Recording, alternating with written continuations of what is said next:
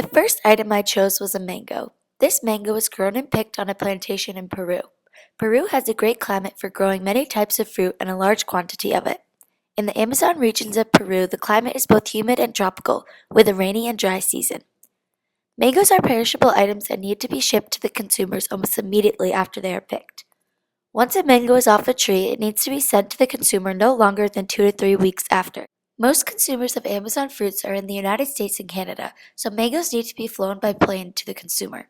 Although flying is very expensive from Peru, the Amazon Fruit Company decided to locate their plantations there because of cheap labor and cheap cost of land.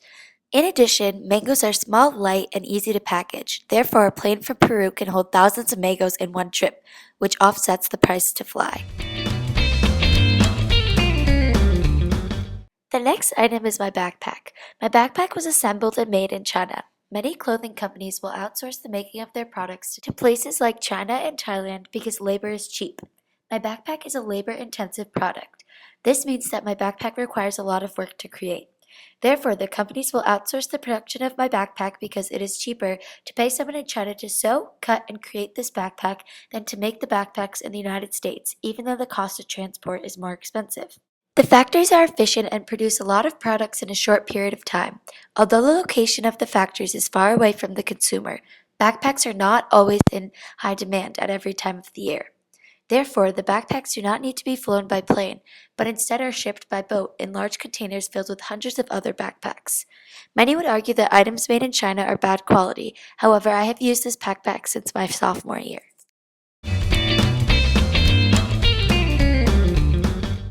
The next item I chose was a Coke bottle.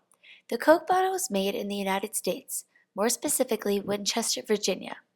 This Diet Coke bottle is a bulk gaining product. Therefore, the company locates their factories close to the consumer, which in this case is in the United States. The location of the soda factories is very cost efficient. Coca-Cola can make the bottle for the soda in a developing country or in a remote location, which is very inexpensive, and then transport the bottles to a factory near the consumer to be filled. Although labor in the United States is much more expensive than in developing countries like China, the location of the factory is more efficient because of the transportation cost. The transportation cost is very low because it is very close to the consumer. Coca-Cola transport their products by truck. Trucks are very inexpensive and large. The trucks are filled with hundreds of sodas a day to be transported all around the United States.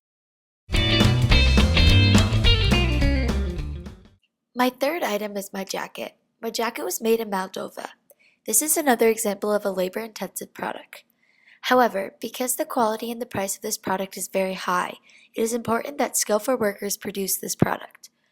Moldova is a perfect place for barbers' factories because the workers have received a higher level of education, but the labor is still relatively cheap for the amount of work it takes to make a jacket. Barber is a company based in the United Kingdom, so Moldova is not far from the consumer.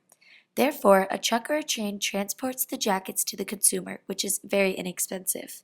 Once at the barber center in the United Kingdom, the jackets will get to the United States by ship or plane. A ship is an effective mode of transportation because it is very cheap to use. However, it takes time to get to the consumer. My final product is my Suburban. The parts of my Suburban will be made in developing countries like Mexico, then transported to the United States to assemble the car. The car parts are moved by trucks due to the NAFTA agreement between Mexico, Canada, and the United States without a tariff. This is cost efficient for the car manufacturers in the United States. In addition, maquiladoras, which are Mexican factories, are very cost efficient because of cheap labor and its proximity to the United States. Many of the factories that make the parts for GM are located in Tijuana, Mexico. Once the parts are all in the United States, factories near the consumer assemble the cars because highly skilled workers are needed. The factories that assemble the cars are located across the United States. A couple of main manufacturing plants are located in Michigan. Once the cars are made, the companies will transport the vehicles by truck to the car dealerships in the United States, which are closer to the consumer.